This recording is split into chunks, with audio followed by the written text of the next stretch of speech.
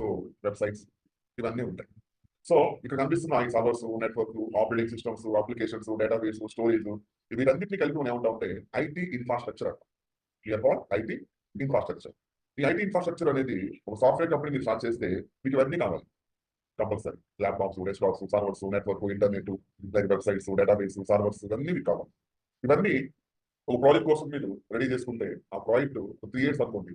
ఆ 3 years మీరు project run చేసిన తర్వాత ప్రాజెక్ట్ అయిపోయింది అనుకోండి. సో ఇవన్నీ ఏం చేస్తారు మళ్ళీ మీరు ప్రాజెక్ట్ అయిపోయింది, ఇంకా ప్రాజెక్ట్ ఇంకో ప్రాజెక్ట్ లేదు మనకి. ఇంకో ప్రాజెక్ట్ రావచ్చు లేదా లేట్ అవ్వచ్చు. మరి ఇవన్నీ అలా ఉండిపోతాయి కదా, ఇన్ఫ్రాస్ట్రక్చర్ రూమ్ అంతా అలాగే ఉంటుంది. మరి వాళ్ళు వదిలేదు కదా, మెయింటైన్ చేస్తూ ఉంటారు కదా. మరి ఇవన్నీ మనం ప్రాపర్గా మెయింటైన్ చేయాలంటే ప్రాజెక్ట్ మనకు 1 year పట్టింది అనుకోండి, 1 year మెయింటైన్ చేయాలి. అది ఇవన్నీ కూడా మనం ఓన్గా బై చేయకుండా రెంటల్ బేస్ మీద తీసుకున్నాం అనుకోండి. రెంటల్ బేస్ మీద ప్రాజెక్ట్ 3 years, ఆ 3 years కి వాడు పర్ మంత్ ఎంత చార్జ్ చేస్తాడు. 3 years వరకు ప్రాజెక్ట్ రన్ అయింది, ప్రాజెక్ట్ అయిపోయింది. ప్రాజెక్ట్ అయిపోయిన తర్వాత ఈ ఇన్ఫ్రాస్ట్రక్చర్ మొత్తం మనం తీసుకెళ్ళిపోతాడు. ఏదైనా మనకి ఫస్ట్ అయితే టెంట్, షామియానా ఇవన్నీ చైర్స్ అని తెస్తారు కదా, ఫస్ట్ అయిపోగానే తీసుకెళ్ళిపోతాడు. సో 3 days అమౌంట్ పే చేస్తాం. ఆ 3 days మనం వాడుకోవచ్చు. 3 days తర్వాత వాడికి వెళ్ళిపోతాయి. ఇప్పుడు క్లౌడ్ కంప్యూటింగ్ కూడా అలాంటిదే. మీకు ప్రాజెక్ట్ వచ్చింది అనుకోండి, మీకు ఇన్ఫ్రాస్ట్రక్చర్ కావాలి, సర్వర్స్, నెట్వర్క్, స్టోరేజ్ ఇవన్నీ మీకు కావాలనుకోండి. ఇవన్నీ వాడు ప్రొవైడ్ చేస్తారు. అంటే అవన్నీ తీసుకొచ్చి మీ ఆఫీస్లో పెట్టుకోవాలి. ఒకప్పుడైతే అవన్నీ మనం తెచ్చుకోవాలి రెంటల్ బేస్మెంట్, ఆఫీస్లో సెటప్ చేసుకొని ప్రాజెక్ట్ అయిపోయినా మొత్తం మనకి చేయాలి. క్లౌడ్ కంప్యూటింగ్ ఎలా ఉంటుందంటే మీరు ఏం తెచ్చుకోవాల్సిన అవసరం లేదు. జస్ట్ మీ ఆఫీస్లో ఎంప్లాయీస్ ఉంటారు, ల్యాప్టాప్ చేస్తారు, ల్యాప్టాప్స్. సో వీళ్ళకి AWS, Azure అని చెప్పేసి మైక్రోసాఫ్ట్ సంబంధించి Azure, అమెజాన్ కంపెనీకి సంబంధించి AWS, వీళ్ళని క్లౌడ్ ప్రొవైడర్స్ అంటాం. వీళ్ళు మనకు కావాల్సిన అన్ని ప్రొవైడ్ చేస్తారు. ఏంటి? సర్వర్స్, నెట్వర్క్, స్టోరేజ్, ఎవ్రీథింగ్ అనమాట. మీ కంపెనీకి ఏం కావాలి మొత్తం ప్రొవైడ్ చేస్తారు. ఎలా ప్రొవైడ్ చేస్తారంటే they have their own data center. వీళ్ళు ఏమంటాం మనం? We are called data centers. ఈ డేటా సెంటర్స్ ని వీళ్ళు మనకు ప్రొవైడ్ చేస్తారు. అంటే ఎక్కడ ఉంటాయి? ఇండియాలో అయితే ముంబైలో ఉన్నాయి, ప్రజెంట్ హైదరాబాద్లో ఉన్నాయి.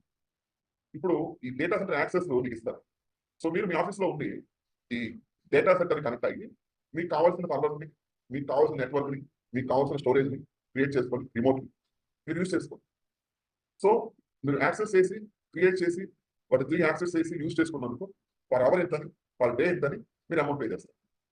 అయితే మీరు అడగచ్చు, సార్ ఇవన్నీ ఓన్గా మనం బయట చేయొచ్చు కదా అంటే, ప్రాజెక్ట్ అయిపోయినా మళ్ళీ ప్రాజెక్ట్ రాకపోతే ఏం చేస్తారు? ఇవన్నీ అమ్ముకోవాలి కదా మళ్ళీ. అసలు అయితే అమ్ముకోలేదు కదా.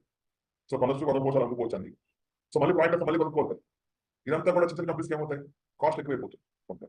అదే రెండు తెచ్చుకుంటే సగం తగ్గుతుంది కదా.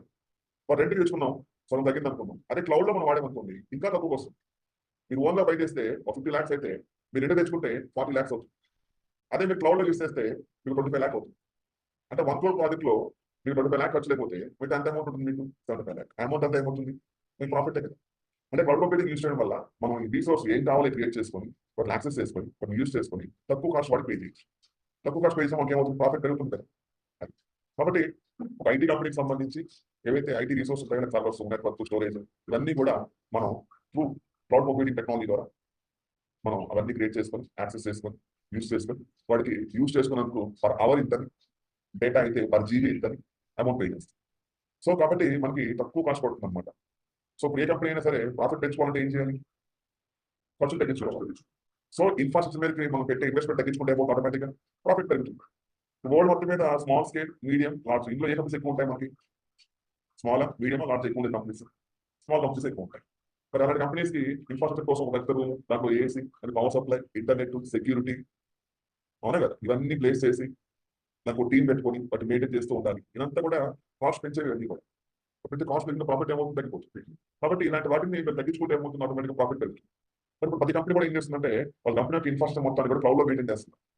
అంటే వాళ్ళ కంపెనీ సర్వర్స్